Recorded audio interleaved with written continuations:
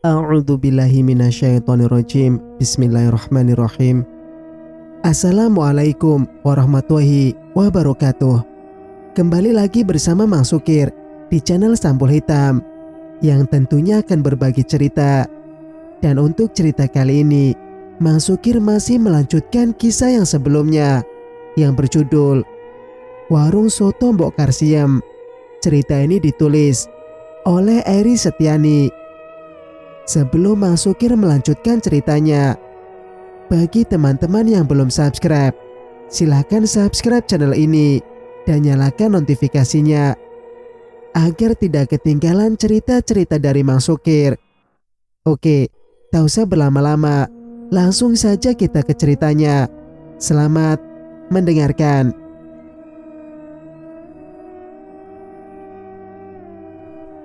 Gegas Abdul membuka pintu dapur. Ia kemudian masuk ke dalam dapur, lalu menutup dan menguncinya. Napas Abdul memburu. Kenapa tadi aku mendengar suara Lastri? Tapi kan Lastri sudah tiada. Apa karena takut aku sampai berhalusinasi mendengar suara Lastri? Ucap Abdul terengah-engah. Abdul kembali ke tempat ia tidur tadi. Sudah berkali-kali ia datang ke rumah Mbah Broto, namun tidak menyeramkan seperti sebelum-sebelumnya. Baru kali ini juga ia datang ke rumah Mbah Broto tengah malam. Tenggorokan Abdul terasa kering. Ia celingukan. Di sudut ruang tamu ada sebuah ceret dari tanah liat yang diletakkan di atas nakas. Abdul mengambil ceret yang berada di atas nakas. Ia meneguk air dari dalam ceret langsung.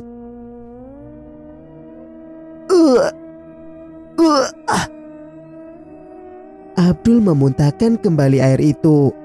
Rasa airnya wangi bercampur bau anyir darah. Dan juga terasa ada benda lain bergerak-gerak ikut masuk ke dalam mulutnya. Air yang Abdul muntahkan itu berwarna merah. Dan terdapat makhluk-makhluk kecil menggeliat-geliat di sana. Gegas Abdul kembali ke kursi panjang tempat ia beristirahat. Rasa hausnya sudah hilang, berganti dengan rasa jijik. Abdul membaringkan tubuhnya di atas kursi panjang. Pikirannya menerawang jauh.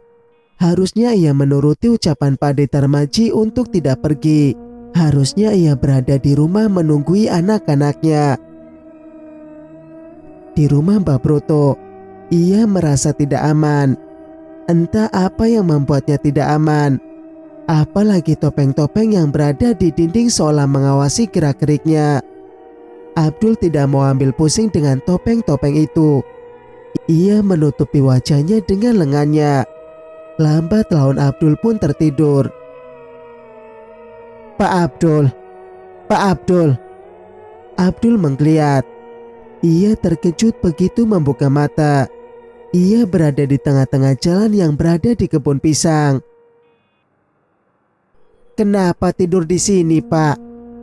Tanya seorang pria dengan memakai capil di atas kepalanya.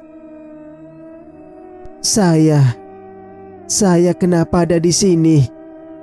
Abdul menggaruk kepalanya yang tidak gatal. Ia terlihat linglung.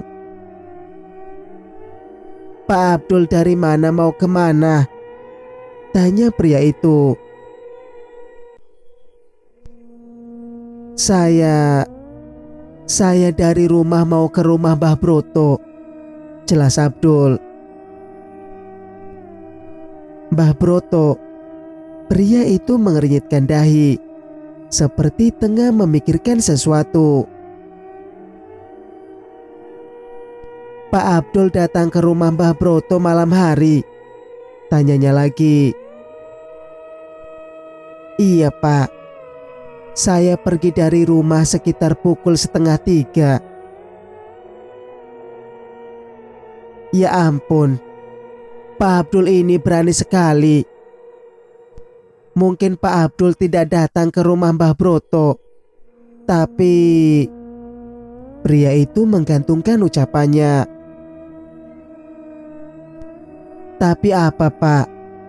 Abdul penasaran dengan ucapan pria itu. Mari saya antar ke rumah Mbah Broto, biar dia menjelaskan semuanya. Mungkin Mbah Broto tahu apa yang terjadi kepada Pak Abdul. Abdul mengangguk. Ia berdiri. Ia pergi ke rumah Mbah Broto. Sesampainya di sana, Abdul menceritakan apa dan tujuannya ke rumah Mbah Broto semalam. Abdul menceritakan apa dan tujuannya ke rumah Mbah Broto semalam. Ia juga menceritakan rangkaian kejadian yang terjadi kepadanya, sampai ia dibangunkan pria yang mengantarnya tadi. Kamu terkena tipu daya mereka. Kamu semalam berada di alam lain. Mereka itu penghuni kebun pisang itu. Mereka sedang menjahili kamu. Kamu terkena tipu daya mereka. Kamu semalam berada di alam lain. Mereka itu penghuni kebun pisang itu. Mereka sedang menjahili kamu, jawab Mbah Broto setelah mendengar penjelasan Abdul. Saya kesini untuk minta tolong kepada Mbah Broto untuk mengobati Asna yang ketempelan jin, Mbah. Kemarin dia bisa mengeluarkan suara waktu tubuhnya dikendalikan jin. Dia menyerang saya, jelas Abdul. Mbah Broto terbelalak. Satu belum selesai, sudah ada lagi. Abdul tertunduk, tidak berani menatap Mbah Broto yang menatapnya tajam. Benar-benar. Mbah Broto mengepalkan tinjunya. Rahang dukun itu mengeras. Mbah Broto menutup matanya untuk beberapa saat. Abdul menunggu dukun itu membuka mata dengan perasaan tidak menentu. Ia cemas memikirkan Asna. Apa ini semua ulah Mbok Karsiam ya, Mbah? Abdul menodong Mbah Broto dengan pertanyaan begitu. Pria itu membuka mata. Karsiam, penjual soto itu, selidik Mbah Broto. Iya, Mbah. Kenapa kamu berpikir semua itu ulah Karsiam? Karena waktu itu Asna memergoki penglaris celana dalam di kuah sotonya, Mbah. Kalau begitu Asna dalam bahaya. Ia tidak mungkin dibiarkan begitu saja. Pasti Karsiam tidak akan membiarkan Asna buka suara. Lalu apa yang harus saya lakukan untuk melindungi Asna, Mbah? Mbah Broto terdiam sejenak. Ia memikirkan sesuatu. Segera lakukan pengorbanan malam ini juga, Dul. Baik, Mbah. Aku akan datang malam ini ke rumahmu. Kamu berhati-hatilah dengan Karsiam. Jangan dekat-dekat dengannya. Dia bisa saja menyakiti kalian. Bukan hanya Asna saja, jika kalian mencari masalah. Apa mungkin Lastri meninggal karena ulah Mbok Karsiam, Mbah? Meninggal? Yang benar saja kamu, Dul. Istrimu itu masih hidup, tukas Mbah Broto. Lalu kenapa sandal Lastri ditemukan berlumuran darah di pinggir sungai? Kami yang mencarinya mengira dia sudah mati dimakan buaya. Kami yang mencarinya mengira dia sudah mati dimakan buaya, ucap Abdul. Bulir-bulir bening lolos dari mata tua pria parubaya itu. Abdul, tidak ada buaya di sungai kita ini. Mungkin Lastri memang berada di pinggir sungai dan bisa saja kakinya terluka. Tapi aku pastikan jika Lastri masih hidup, ucap Mbah Broto mantap. Lastri masih hidup, Mbah. Mata Abdul berbinar mendengar ucapan Mbah Broto.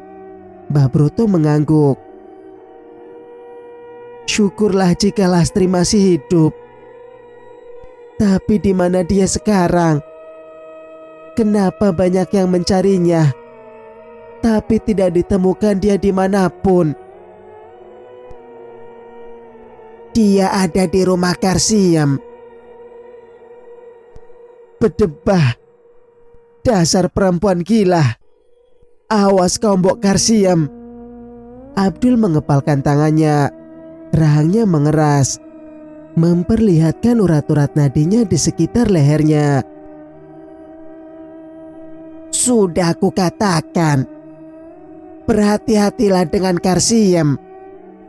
Jangan gegabah seperti istrimu. Lalu apa yang harus saya lakukan, Mbah? Kamu cukup diam saja. Aku yang akan membawa Lastri pulang sendiri ke rumahmu. Jangan katakan Lastri masih hidup kepada siapapun, ucap Mbah Broto. Baik, Mbah. Sekarang pulanglah. Jangan lupa siapkan kambing jantan untuk cincin yang ada di tubuh Asna. Baik, Mbah. Saya permisi. Sesampainya di rumah, Asna, Aska, dan Bude Parni sudah menantikan Abdul. Kamu ini gimana sih, Dul? Anak-anakmu cemas kamu gak pulang-pulang, omel Bude Parni. Maaf, Mbak. Semalam saya menginap di rumah Mbah Broto. Gak berani pulang, jawab Abdul. Ia sengaja tidak menceritakan kejadian yang dialaminya semalam, supaya mereka tidak cemas. Bapak ngapain ke rumah Mbah Broto? Aku sudah bisa bicara lagi, Pak, ucap Asna. Ia tidak suka bapaknya pergi ke rumah Mbah Broto. Betul apa yang dikatakan Mbak Asna, Pak, timpal Aska. Sudahlah, kalian diam saja. Kalian tidak tahu apa-apa. Nada suara Abdul meninggi. Abdul berjalan cepat menuju kamar mandi. Tubuhnya terasa sangat letih. Begitu keluar dari dalam kamar mandi, Asna sudah menunggu bapaknya di dekat pintu dapur. Pak, ada Mbok Karsiem itu di depan, ucap Asna. Mbok Karsiem. Abdul mengernyitkan dahinya. Untuk apa dia kesini, nah? Asna mengedikan bahu. Bapak saja yang temui Ki. Aku males. Takut juga sih melihat sorot mata Mbok Karsiem. Ada di mana dia sekarang? Di depan sama Aska. Budemu kemana? Minta Bude Parni saja yang temui Mbok Karsiem, timpal Abdul. Bude Parni ke pasar sama Bu Rita, belanja buat tahlilan nanti malam. Ya sudah, Papa temui Mbok Karsiem dulu. Abdul berjalan ke ruang tamu. Loh, sejak kapan datangnya, Mbok? Abdul pura-pura ramah kepada Mbok Karsiem. Barusan, Dul. Kamu dan anak-anakmu yang sabar ya. Mudah-mudahan Allah mengampuni dosa-dosa Lastri. Sok baik banget kamu, Mbok. Padahal hatimu busuk, batin Abdul. Dul, kenapa bengong? Tanya Mbok Karsiem. Enggak, Mbok, jawab Abdul. Ini buat tambah-tambah untuk acara tahlilan Lastri nanti malam, Dul. Mbok Karsia meletakkan satu kresek besar ke atas meja. Repot-repot segala, Mbok. Bukan apa-apa, Dul, jawab Mbok Karsiem. Mata tua wanita itu jelalatan seperti mencari sesuatu. Ada apa, Mbok? Asna di mana? Kok nggak kelihatan? Asna tiduran di kamar. Dia sakit, Mbok. Mendengar perkataan Abdul, tercipta garis lurus di sudut bibir Mbok Karsiem. Kenapa, Mbok? Abdul agak takut melihat senyum Mbok Karsiem. Bukan apa-apa, Dul. Semoga Asna cepat sembuh dan kalian semua dikuatkan atas kematian Lastri. Mbok Karsiem berdiri. Aku pamit, Dul. Mau ke pasar dulu ini. Iya, Mbok. Terima kasih sudah datang ke sini. Sama-sama, Dul. Abdul mengantarkan kepergian Mbok Karsiem sampai di teras. Setelah Mbok Karsiem tidak terlihat, Abdul mengambil bawaan Mbok Karsiem dan membawanya ke belakang. Apa itu, Pak? Tanya Asna. Di tangan gadis itu terdapat foto Lastri. Mata Asna sempat menangisi kematian Lastri. Abdul mengedikkan bahu. Ia menoleh kepada Asna. Putri sulungnya itu terlihat sangat terpukul dengan berita kematian Lastri, yang sebenarnya masih hidup. Abdul tak tega melihatnya. Asna, kamu tidak perlu menangisi ibumu. Yang sebenarnya ibumu itu masih hidup. Abdul menepuk bahu Asna pelan. Beneran, Pak? Asna mendongak menatap bapaknya. Abdul mengangguk. Ibumu berada di rumah Mbok Karsiem. Dia masih hidup, ucap Abdul.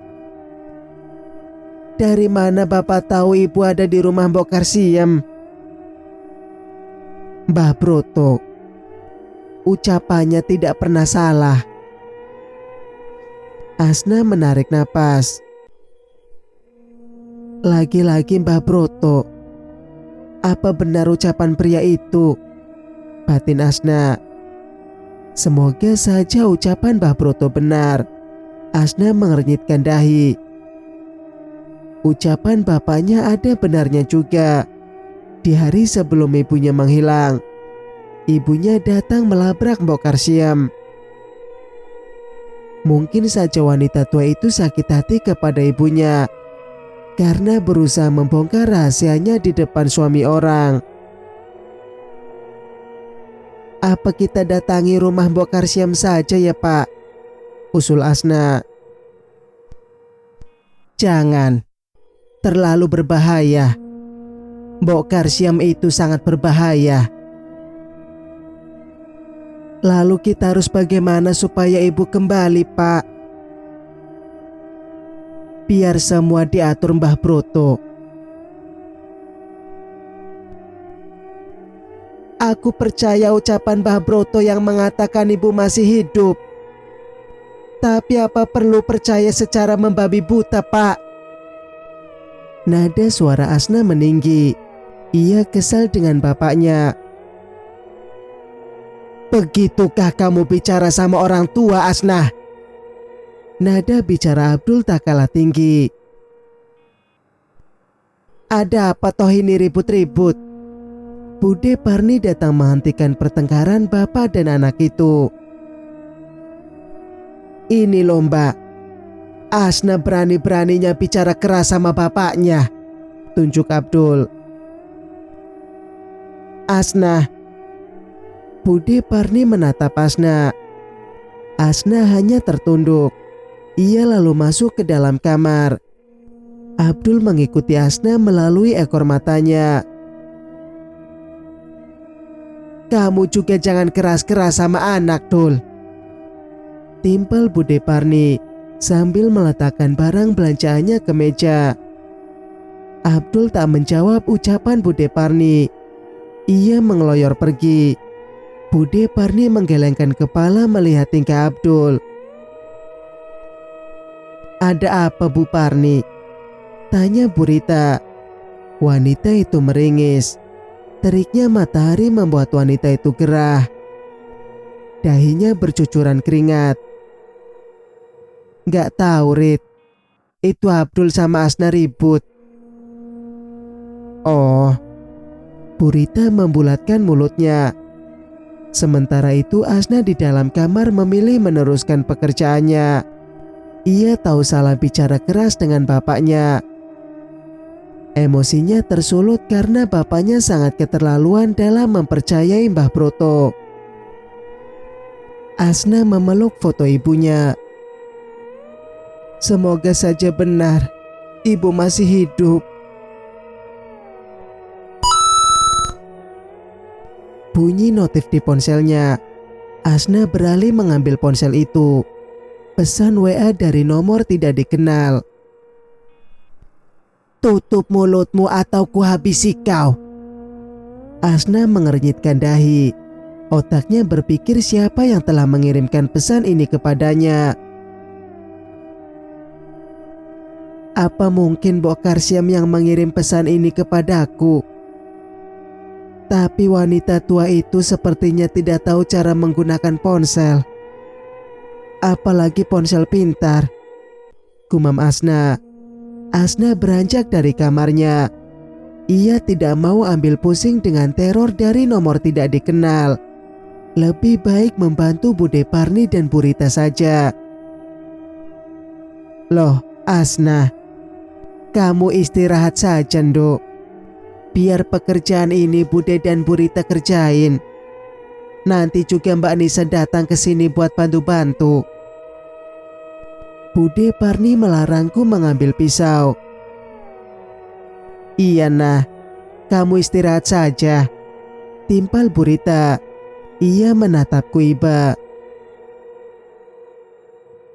Aku mengangguk dan tidak lagi memegang pisau atau alat dapur lainnya. Aku memilih berjongkok di dekat Bude Parni. Kuperhatikan saja apa yang dilakukan Bude Parni dan Bu Rita. "Hus, jangan ngelamun, Dok. Nanti kesambet." Bude Parni menepuk pahaku keras hingga membuatku terlonjak. "Iya, Bude." "Bu Parni, kalau boleh saya kasih saran. Order soto Mbok Karsiam untuk jamuan besok. Daripada kita bikin sendiri, kalah jauh dari soto Mbok Karsiam," usul Bu Rita. "Po," ucap Bude Parni. "Jangan, Bu." Aku langsung memotong ucapan Bude Parni. "Kenapa memangnya, Nduk? Kamu kok kelihatannya gak suka sama Mbok Karsiam?" tanya Bude Parni. "Sebenarnya Bapak bilang ibu masih hidup dan sekarang disekap di rumah Mbok Karsiam. Bapakmu tahu dari mana?" Bude menaikkan satu alisnya. "Mbah Broto, Bude." "Gini ya, Nduk. Bude senang banget kalau memang ibumu masih hidup. Tapi dari mana Mbah Broto tahu? Apa dia melihatnya sendiri ibumu disekap di sana? Atau hanya dari penerawangannya saja?" ucap Bude Parni hati-hati. "Aku tidak tahu, Bude. Papa hanya mengatakan jika ibu masih hidup." "Perlu diselidiki sih itu, Bu Parni. Tapi ada masalah apa Bu Lastri dengan Mbok Karsiam?" timpal Bu Rita. Aku lalu menceritakan duduk persoalannya kepada dua wanita yang ada di hadapanku. "Serius kamu, nah?" Bude Parni terbelalak, sedangkan Purita terlihat sangat terkejut. Aku dan Bu Lastri sering banget membeli soto dari warung Mbok Karsiem. Purita bergidik. Tapi jangan kasih tahu siapa-siapa ya Purita. Setelah kejadian saya menemukan celana dalam di kuah soto Mbok Karsiem.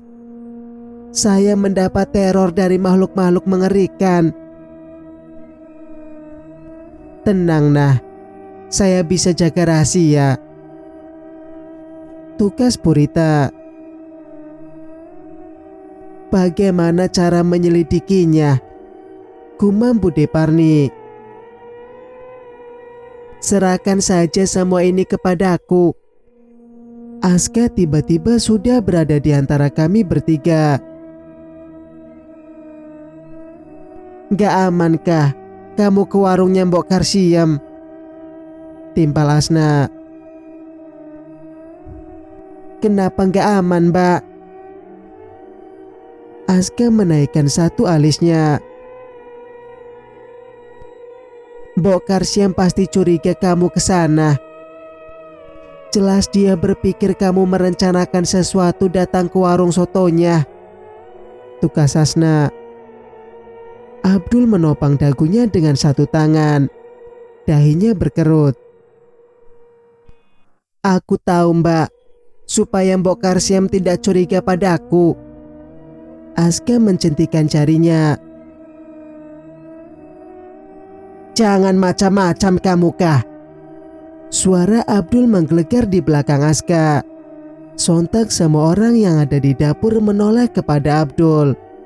Wajah orang tua Asna dan Aska memerah. Demi bisa menyelamatkan ibu, Pak, jawab Aska. Biar semua itu menjadi urusan Mbah Broto. Suara Abdul meninggi. Pak, biar aku selidiki dulu ke rumah Mbok Karsiem. Semoga aku bisa menyelamatkan ibu. Timpal Aska. Kamu dengarkan ucapan bapak kah? Tidak perlu kamu ke sana. Biar semuanya Mbah Broto yang urus. Aska mendengkus kesal. Terserah bapak saja. Nah, ini baru putra bapak. Penurut sama orang tua. Bapak cuma tidak ingin kamu gegabah. Jika kamu ke warung sotonya Mbok Karsiem, bukannya bisa menyelamatkan ibumu, malah kamu sendiri yang dalam bahaya. Abdul menepuk bahu Aska. Aska hanya bergumam, enggan menanggapi ucapan bapaknya. Mbak Parni, Purita, tolong jangan bicarakan masalah ini kepada orang lain, pinta Abdul. Jadi kita pura-pura saja kalau tidak tahu Lastri masih hidup, tanya Bude Parni. Iya Mbak, supaya Mbok Karsiem tidak curiga. Iya Pak Abdul, santai saja, tukas Purita. Terima kasih. Aku mau ke rumah Pak Anto dulu, pamit Abdul. Pak Anto, penjual kambing Pak, tanya Asna. Iya, kambing yang waktu itu Bapak beli dari Pak Anto, Bapak titipkan ke sana lagi. Sekarang mau Bapak ambil untuk dikorbankan kepada jin yang mengganggu keluarga ini. Pak, itu hanya akal-akalannya Mbah Broto saja. Aska terkekeh. Tutup mulut muka, jangan bicara sembarangan. Singkat cerita, malam hari setelah tahlilan selesai, Mbah Broto datang ke rumah Abdul untuk melakukan ritual pengorbanan. Kini ia sendiri yang akan melakukannya. Tidak seperti yang sebelumnya, pria tua itu tidak menyembelih kambingnya. melainkan menusuk perut kambing yang masih hidup hingga darah dari perut kambing menyembur dari dalam perutnya. Asna, Aska dan Bude Parni bergidik melihat Mbah Broto menghabisi kambing itu dengan cara sadis. "Dukun gila," celetuk Asna. "Tutup mulutmu," teriak Mbah Broto. Seketika Asna terdiam, tidak berani bicara lagi. Kenapa Mbah Broto bisa mendengar ucapannya? Padahal jarak Asna berdiri dengan Mbah Broto berada cukup jauh.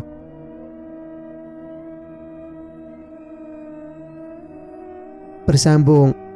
Nantikan kelanjutan ceritanya di video berikutnya. Wassalamualaikum warahmatullahi wabarakatuh.